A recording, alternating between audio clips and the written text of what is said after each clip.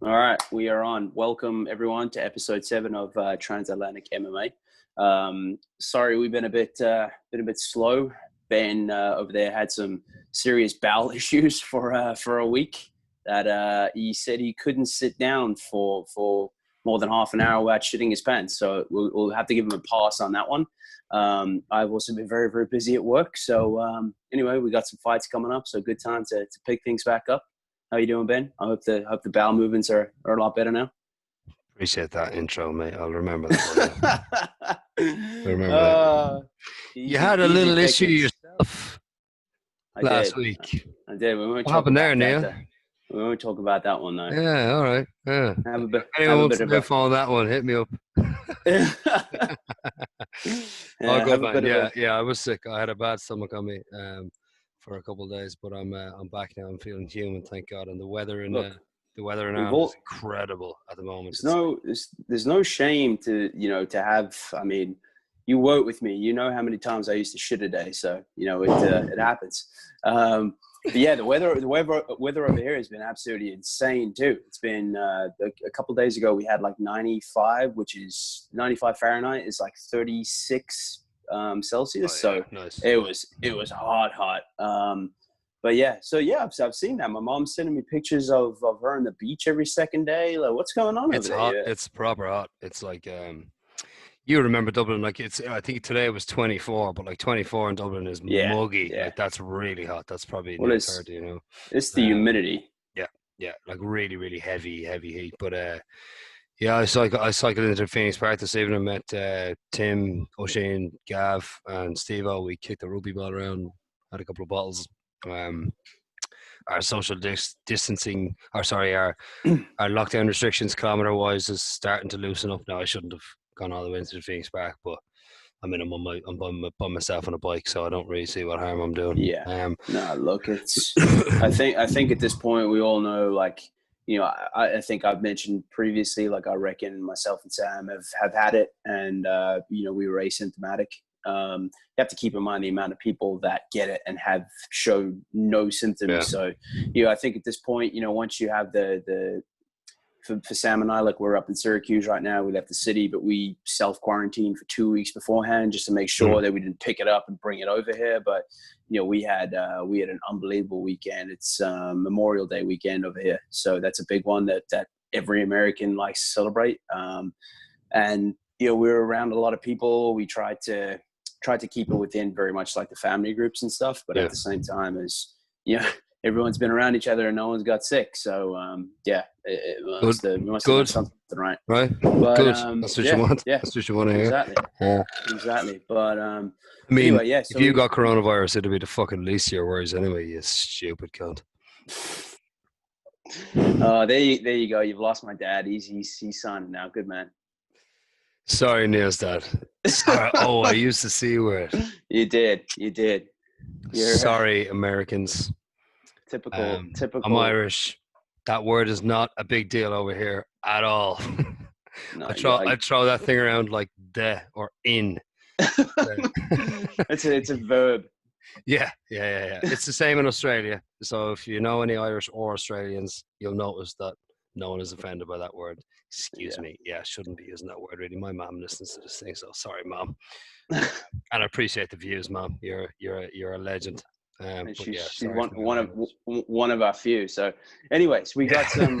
We got plenty more scraps to come up. We got the Woodley Burns card, which it's not the greatest card of all time, but it's still fights to watch. And then the UFC 250 card initially got so much stick because it looked like a dog shit card, but they've added some seriously good fights to that now. Like, now I'm pretty excited to be watching that. Like, I'm more than happy to pay the pay-per-view buy for it. What is it? Answer me this though. Answer me two of these questions on 250 though, right? Number one, why is Rafael Assunção and Cody Garbrandt ahead of Aljamain Sterling and Corey Sandhagen? I mean, Aljamain is ranked number 2, Sandhagen is ranked number 4. I mean, look, Assunção's ranked 5, Cody's ranked 9, right? And also, right, why are neither of those fights for the belt? Well, what the fuck's going on? The belt is vacated.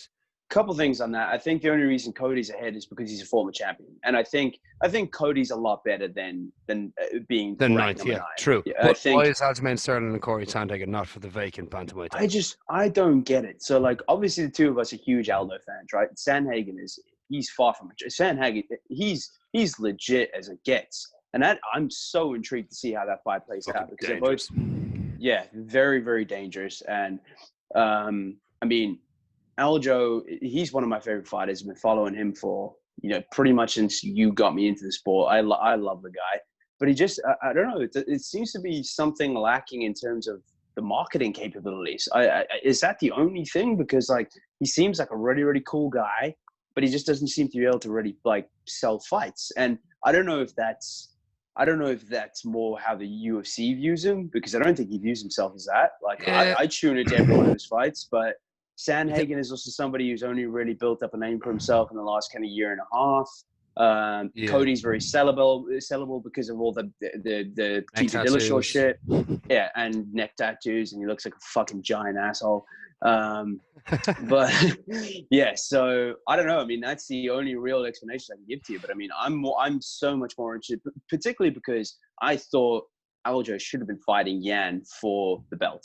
Like that's, if Cejudo has actually retired, Aljo should have been first in line. What's Yan? Is Yan ranked number 3? Yan is number 3. Yeah, so like Aljo's number 2 and Sandhagen's number 4. What's the difference? Make it for the belt and put Peter Yan fight the winner. I mean, Peter Yan can't get to the States right now anyway. He's in Russia. Exactly. Yep. So, I don't care. I don't know. Someone I'm very excited to see, though, is Neil Magny, because he looks so impressive in his last win. Like, so impressive. Yeah. And Sean O'Malley and Eddie Wyland is a serious fight. Yep. That's Sean O'Malley's first step into serious competition. And if you look at Eddie Wyland here, he looks like he's dead serious about something. Ready for violence. And we got Chase Hooper, who's a fan favorite, so that's going to be a lot of fun. Yeah. And then I mean, even the kind of prelims still decent fights, like Cody that. Stamen, Brian Kelleher, good scrap. Yep.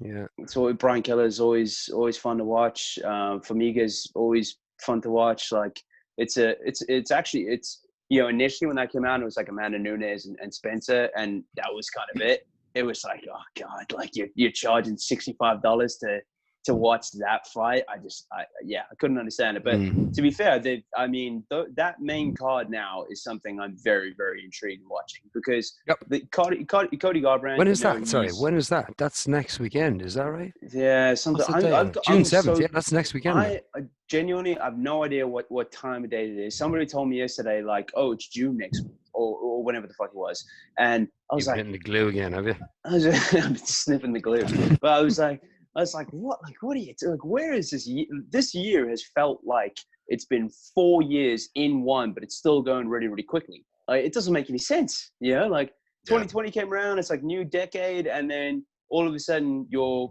now 6 months in. And Kobe Bryant went down in a helicopter. Oh my God! The entire of Australia caught fire and polluted the planet. There was about 3 other things between them and the pandemic. Then there was the pandemic. It's been a year. It's been 4 months, 4 months really, 3 probably really. I mean, coronavirus hit Ireland in March. It's now May. I suppose it's June really, but it's been weird, man. Yeah, I'm spending a lot of time right here in this chair in this room. This is where I work. This is where we do this. This is where I'll play cards if I'm playing poker. Spend a lot of time in this chair, so I'm starting to mold to the shape of my fat ass. Poor chair. Well, speaking of that, I don't like to compliment you all that much, but you are looking a little bit slimmer now. I must give you props for that. Thank you. Slimmer in the face, bigger in the backside. That's where my power comes from. No, I've been just flat out cycling because the weather's been incredible. So I'll just hop up on the bike and blast out a few kilometers. I'm really lucky because Newcastle's, if you know Newcastle's quite close to Racool. Racool is basically bordering on the Wicklow Mountains. So like I just head straight for the night. That's a great sight. It's amazing. Plus now the evening stretch, like obviously in Ireland, I don't know how it is in New York. New York's probably similar enough. We get really, really late evenings in the summer. I know Yeah. it's not the case in Brazil. Brazil is usually about, it's like 10 to 12 hours of daylight all year round. But obviously, the winter is very short for us, but the summer is really long. So, like finishing up work, 5, 6 o'clock, jumping on the bike, you have 4.5, 5 hours of daylight. You know what I mean? So, Well, I'll go. we actually went for a quick 9 holes there last night. Mm. One of the boys that we're visiting here, he's a scratch golfer. So I went over the weekend and I played like an absolute retard. Like it was the most embarrassing thing I've ever done in my entire life. I must have been 45 over par. I'm not even joking, over 18. Like it was horrific. Like I haven't played in a very long time. I it wouldn't be was too much different. it was just double after triple after quad after like, oh, I'm going to scratch that. And then I'd like par 2 in a row. And I'm like, okay, I got it back now. Then triple, then lose 2 balls. It was awful. But anyway, went last night. We had a quick 9. Actually played really, really well. Putted really well. It's kind of my mid to long irons weren't great, which kind of let me down. But I think I was like 7 over after 9, which It's was not bad. pretty That's a decent big effort. improvement on a week. Yeah, it's Oh funny what yeah, a week can big. do. Like Oh, 100%. two or three Well, games. we went to hit the range in between those 2 rounds, so he kind of worked on me because I mean he's so good and technical. Yeah, he Like his did. dad was a pro. Oh yeah, he worked on me.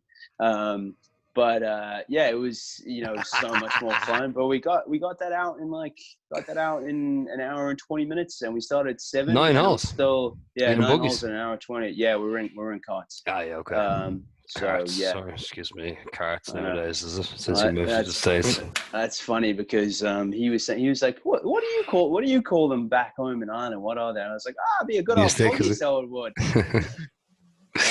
Buggy's an odd one because like buggy's where you push a baby, so Yeah, it's I not don't know. exactly the same thing.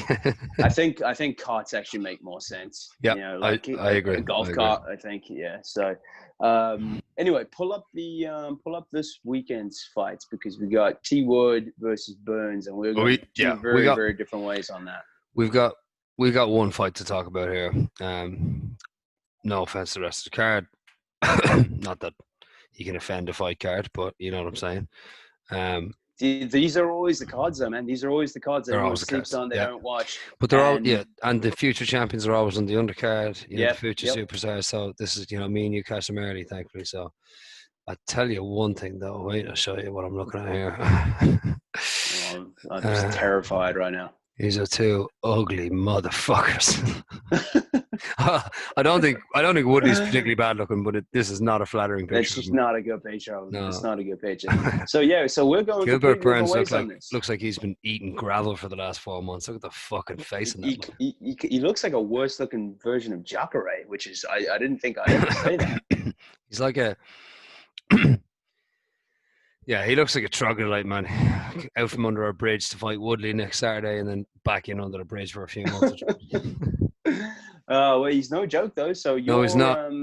So we're going 2 very different ways here. I still think Woodley is one of the elite in the welterweight division, and I think this is a big opportunity for him to showcase that. But I mean, as I said, Burns is no joke, but I've got Woodley via.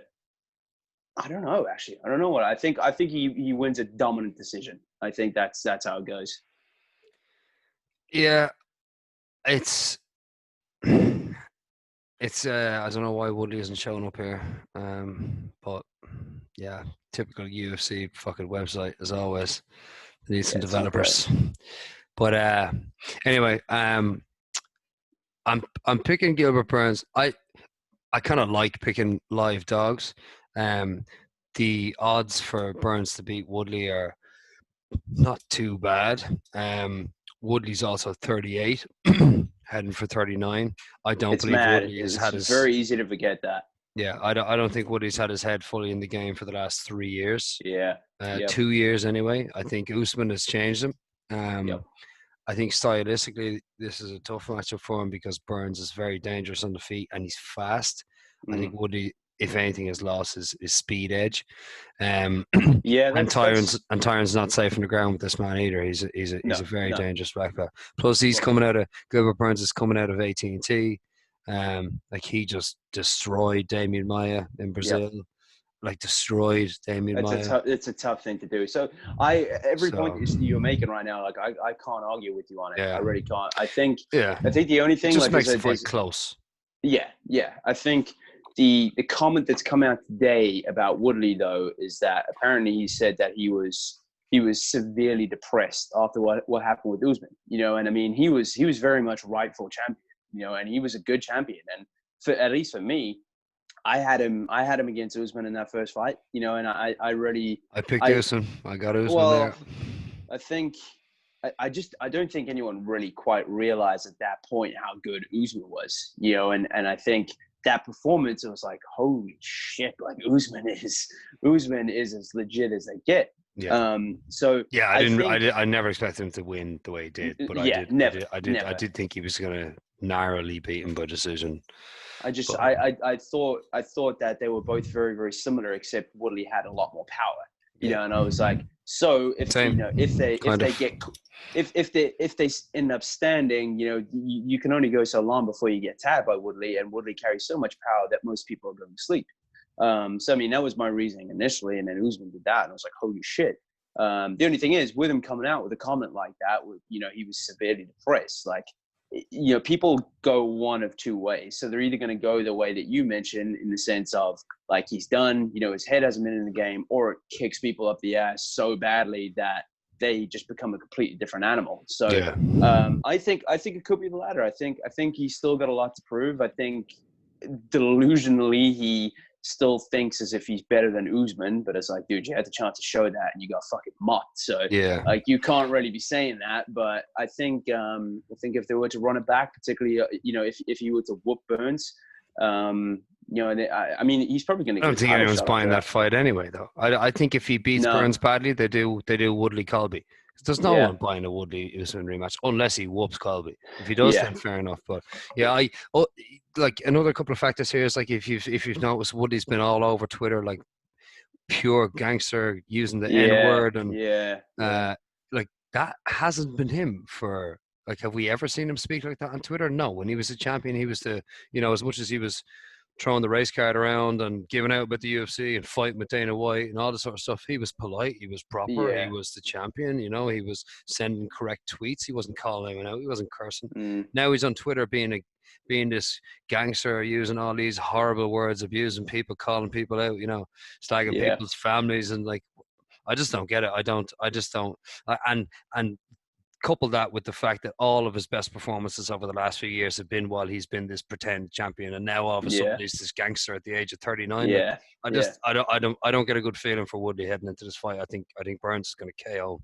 Well, honestly, I think it's a very good breakdown. You know, I think I'm only going with it because I think the UFC has changed so much as well since, you know, in the sense of Yeah, people that talk shit are the people that get good fights, the big fights. You know what I mean? And you look at Kobe, for example.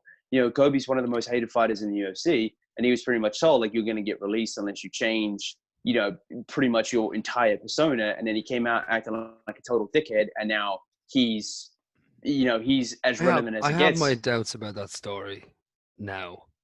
I believed it when they first said it, but now I'm starting to have my doubts about that story because he's since been kicked out Yeah, of AT&T and he's now his yeah, manager, and that could be complete horseshit, man. We've heard him, yeah, but yeah. sorry to cut across you, but I'm recently having doubts about that story. The Well, I would UFC, I'm pretty sure in the UFC's contract you can't cut a fighter if they're coming off a win. really, I'm almost certain you cannot cut a fighter if they're coming off a win, unless he's coming towards the end of his contract, which I don't think he was. I think he had 2 fights left, so yeah. that means the story's bullshit. Look, I think there's an element of truth in it. I really do. Probably he was I a think boring gunt. yeah, and I think that Excuse me, C word. He was a boring asshole, and he um wasn't that much of an asshole. He was actually a really nice person, but he was boring as fuck. so yeah, I mean, I don't know. Like he's clearly playing to a demographic as well. You know what I mean? He's playing to the conservative right wing type people that we've been chatting about. You know, that's what he's playing to, and you know, people who love America are gonna love that sort of shit. You know what I mean? Like they're gonna. That's probably not the right way to phrase it, but you know what I'm Covington. getting at. Like yeah. Yeah, yeah. And anyway, speaking, we mentioned Usman a number of times. The most ridiculous fight rumor of all time: Usman versus Conor McGregor. that happened during the week. Oh yeah, yeah. We should quickly talk about this. I could not tell you a fight that I'd be less interested in seeing. That is one of the worst whoopings you'll ever see in your entire life. I can't agree with you there, right? And it's for the reason that you've just said, right? The masses will tune in here to watch this fight in anticipation of McGregor most likely getting hammered if they make the fight, which they're not gonna, right? They're not gonna. This is Ali Abdulaziz. He kind of annoys me, but I also respect the shit out of him because he's incredible at his jobs. He's incredibly good manager. Incredibly good. Yeah, he's making headlines. I don't like the way he talks about certain fighters and stuff like that. Yeah. I think he gets a bit too involved and borderlines on unprofessional at the best of times. But yeah, so does Dana White, right? And I'm a big fan of Dana White. So I think he's doing an incredible job getting Usman's name in the headlines. I thought it was a bit kind of weak on his part coming out, calling out McGregor, and like he was talking with Ariel Helwani. I don't know if you saw that. I was like I really started to like Usman. He whooped Colby, and he's been a gangster. He confronted Jorge Masvidal, this sort of stuff. Yeah. Now he's coming out and he's like, oh, I'd have sex with that dude if I wanted to. Yeah. You probably would. Yeah, you probably would. But he's a lightweight. He's a lightweight. It's a bit of a, call out some contenders at welterweight. It's a weird flex. I completely agree with you in the sense of like, he should have come out being like, I'm not going to fight this midget. I've got real contenders I need to see to first. Yeah. Something like that. But also something. So he wants the money, right? I mean, fuck me. I'd be on my knees kissing Connor's feet for the money, right? So I'm saying this with a pinch of salt, but I thought it was a bit. At the same, I was like, I just didn't really like it. It didn't do Usman any favors in my book. So at the same time, so you mentioned Masvidal. So Masvidal been copping a lot of flack recently about him being a sellout and blah, blah, blah. However, so when that fight was being talked about, apparently Usman was injured. I can't remember. I saw this on Twitter, and it was one of his, what's his name? It's one of his training partners, I believe, from the Netherlands. And it was, the interview was in Dutch. And in the interview, it says that Usman's been hurt. Terrence Brown? No? It is. No, who is it? Look, it doesn't matter anyway. So the interview is in Dutch, and the training partner or coach or whoever it was, I can't remember, he said, Usman's been out for the last number of weeks due to injury. So it's like, hold on a second here. This all coincides with when he was calling Masvidal out, saying Masvidal wouldn't take the fight when he knew he couldn't take the fight either. So it's like, what's going on? Like, it's just turning into tricky at the minute, right? It's turning into a bit of a fucking circus, isn't it? Like, it's just the other thing is, and this is something that we probably don't really realize is like Usman's a very new champion for us, so we don't really know him that well, right? Because we weren't paying too much attention to him on his run as a contender because no one was paying that. Like we watched his fights, but how many of his interviews did we listen to? So we don't really know him yet. We're still getting used to him, and so far he's been a fucking oddball. Well, it is, and I mean, even the whole Marty shit, like Ben Askren has shared all that sort of stuff. Like he used to go off of like Marty Usman, and apparently like that's what his birth cert says, and he then changed his name to Kamaru, and he's now the Nigerian Nightmare, although he's literally born and bred in the United States. So it's like this is what I mean, man. It's just like this shit. You see this shit with John Jones looking to go up to heavyweight to fight Ngannou, and then that gets pulled within a day, and it's just let's talk about that. Everything. Let's talk about that quickly. I'm more than happy to. What do you make of this situation, John Jones, Francis Ngannou, and the UFC? And because I think I know your opinion. Well, I gave some shit on. I messaged somebody made some sort of point, and he was like, "LOL, they're trying to get him to fight Ngannou for $500,000 or whatever." And my initial thought was like, it's $500,000 more that he has in his back pocket, and that's not excluding all the sponsorship stuff, the performance bonus, all that sort of stuff, right? And somebody replied to my comment, and they were like, there are boxers that have 5-0 records that wouldn't get out of bed in the morning for $500,000. That's not true. That's not true. Anyway, the point. Okay, so let's say people always say that it's not true. Find me one. Okay, so regardless, right? He's wrong, but I do see the point. But he is wrong. Okay, so you get the point, right? Anyway, I think that, Jones has got to a point in his career where he should be allowed to call shots. Ngannou, everyone's going to watch his fight. And particularly that fight, like, who wouldn't want to see Ngannou knock Jones out at this point? You know, all the shit going through his career. So why not give them a couple of million Okay. each? Like, why not? You know, I don't understand it. And I mean, I get the whole thing of like John Jones moves up and you lose so much of your draw at light heavyweight. Like, I understand that side of it. You know, I get it, but I mean, Jones has talked about going up to heavyweight for a long time now, so it's not like this is a brand new thing. And he would still He's very never much have done the, it. yeah. So yeah, Let me give you my thoughts from because I mean, yeah, theoretically, right, you pay them more money, you make them have a big fight, but what is that fight, right? Like, it's not for a belt, even though it's a champion and a number one contender. probably will be an interim championship, you would imagine. DC is going to fight Ngannou if Stipe doesn't fight him. So, but that would be they're DC's last talking fight. about they're talking about stripping and Stipe then if doing that were to happen. and then doing Cormier versus Ngannou. But anyway, right? The John Jones thing is, and this happens all the time, right? And John Jones is a clever enough fucker. He floats out a tweet saying he wants more money, blah blah blah. Oh yeah, of course. He mentions it subtly, right? The reality is, John Jones has a contract with the UFC for his next 6 fights. So does Francis Ngannou. That's signed, right? Signed. That's it. The UFC is a business, right? You work for a company, I work for a company, right? If I turn around tomorrow and I'm like, oh, I'm going to do the same thing as I always do, just in a slightly different way, but I want twice as much money, what am I going to be told? You have a contract. Shut your mouth. Right? Yeah. Why is it Look, different? Because they're in the public eye. It isn't. Right? So when John Jones turns around and says, oh, I want more money to do the same thing and fight a number one contender instead of defend my belt, which is what he should be doing as a champion and headlining a pay-per-view card, because they can't even headline really with a number one contender fight at heavyweight between Ngannou and John Jones. Of course they can. They do whatever the fuck they want. Exactly what you just contradicted yourself. It's not for a belt. It's not for a belt.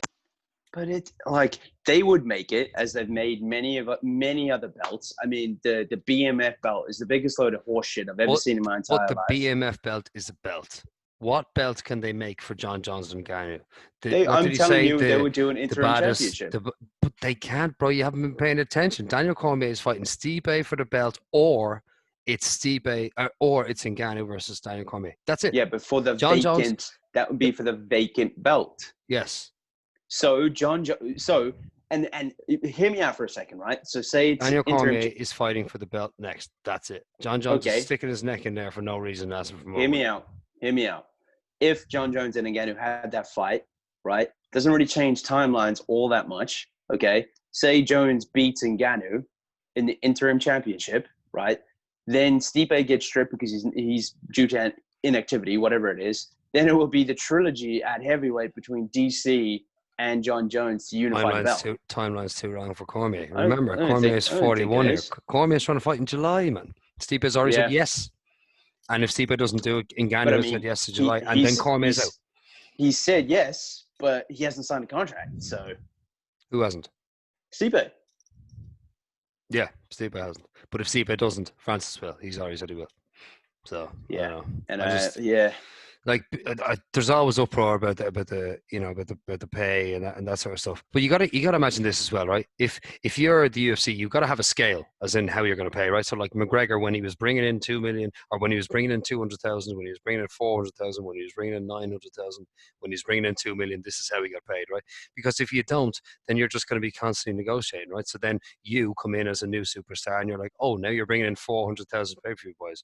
We're going to put you in the same contract as we did with every other superstar when they hit 400,000 pay-per-view buys.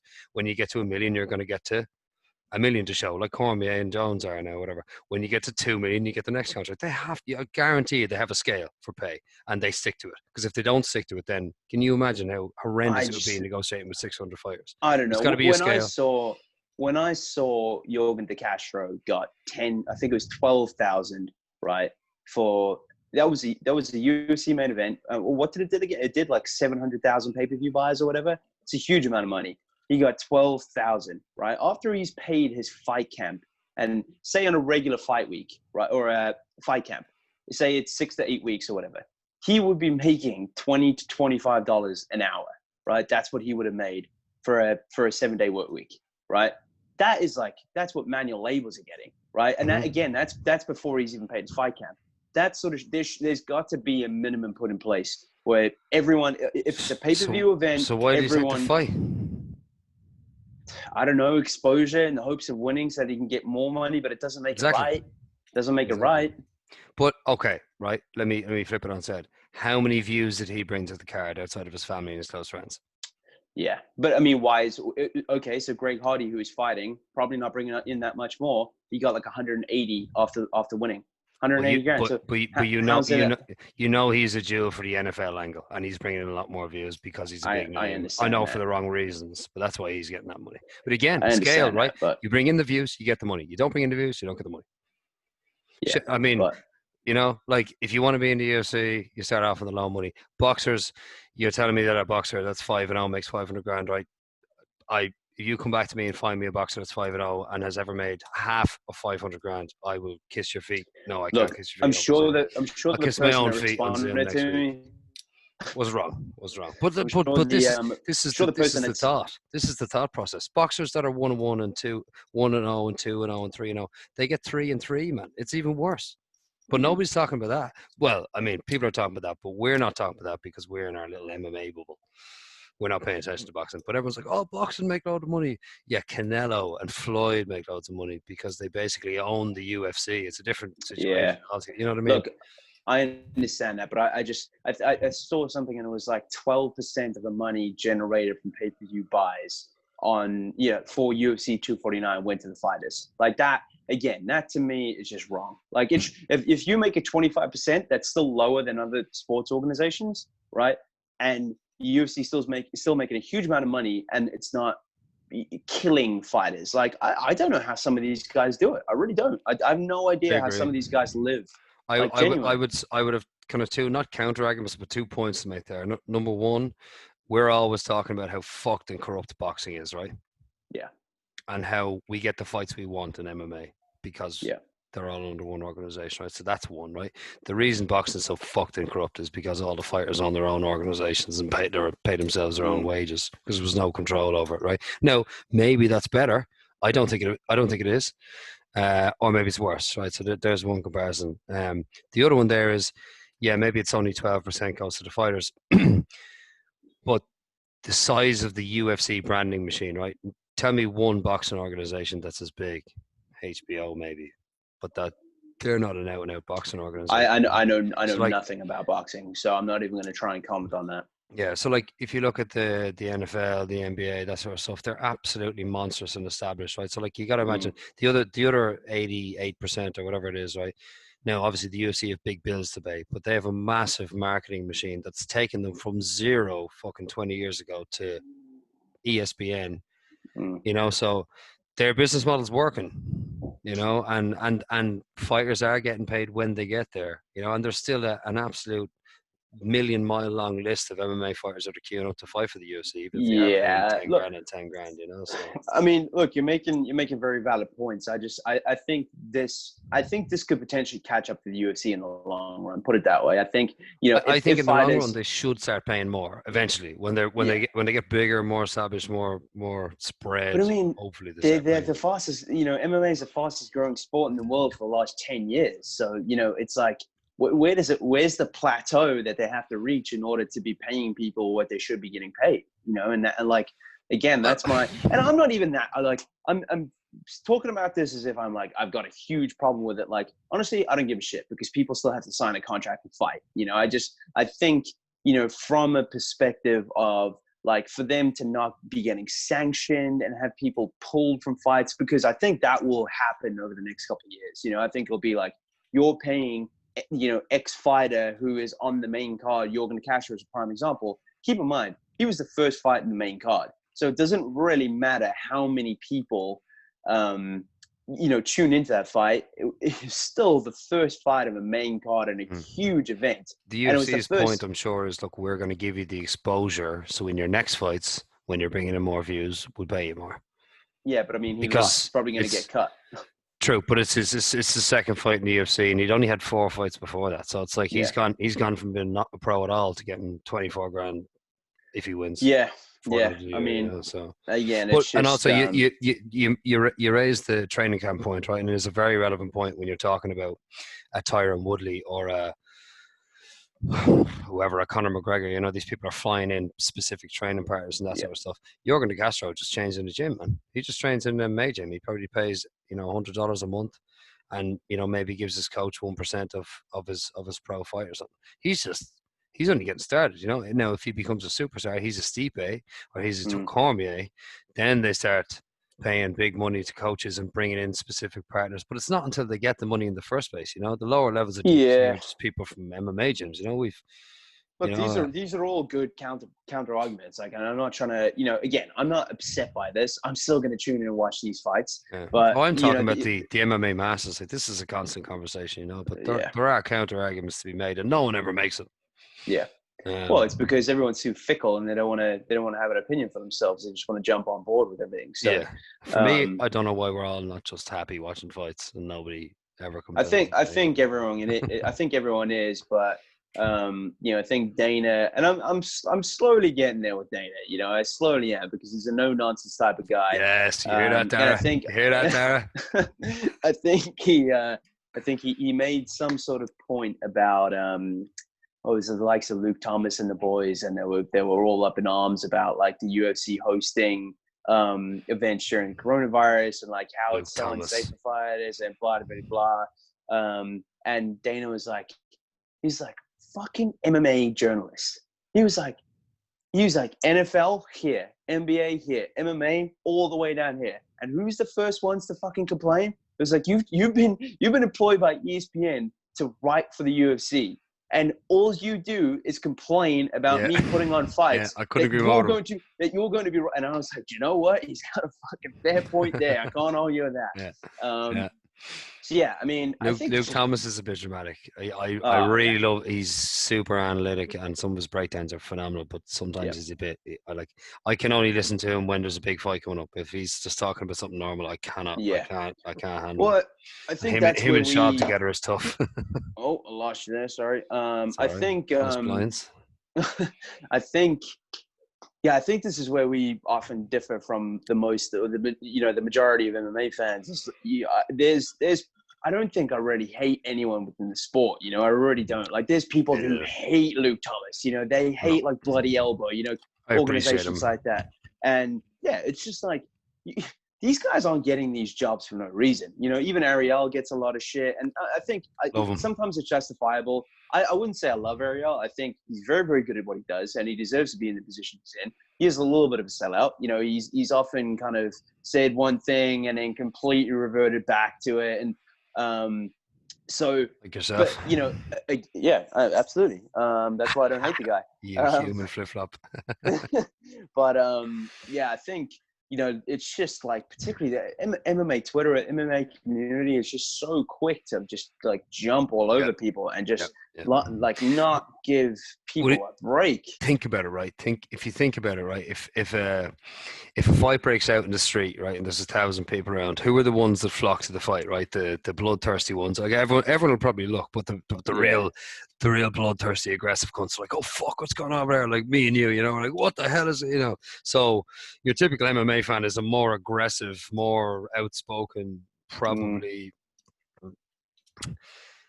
I would say it's almost definitely. I'd say it's fair to say that your average MMA fan is a more aggressive, outspoken, wild individual than your average football fan or your average hockey fan or your average basketball fan. So it probably makes sense that we are a bit louder and more aggressive and more outspoken than most other sports on the likes of Twitter and that sort of thing, because we like watching people bleed in a cage for a living.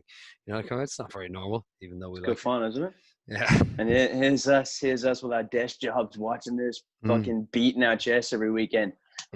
Speaking of that, so we got T Wood and Burns this weekend, and then we've got 250 coming up. So we need to hop back on Sunday to do a preview of 250. But in the meanwhile, I think we were due to have Mr. Tom Egan on this evening, but there's been some scheduling conflicts. So hopefully we're going to have him on Sunday too, or in the coming days. So it's Yeah, we're back. I'm a human again, thankfully. And you're heading back to New York now, are you? No, we're going to Albany. We're going to Lovely. Sam's. I mean, we're in New York. Like we're in New York now, Sorry, just yeah, five but hours you're away not from the you're not in your city. But apartment or whatever. Yeah, yeah, yeah. So yeah, we are we'll be heading there. blasting out once a week from now on, right? Yeah, Oh you're all right, yeah. Wi-Fi wise, and Oh yeah. yeah, oh yeah. No, I'm good. I'm good to go. This week's been a bit of a tricky one, but yeah. Anyway, folks, thanks for listening in, and I'm not really sure what the whole topic was with this one, but it was good to catch Well, up with you. we went for it. We free rolled. We free for all even. Oh yeah. Free rolled. I'm in poker mode. Anyway, yeah, we'll see you again in a few days. I just say Peace. I really like these little curly bits of hair you have above your ears. Oh, you like it? You like it? Yeah, the Yeah, baby. hair's getting long, man. I I've might got a bit break of it a out on flow Sunday. myself. Sunday.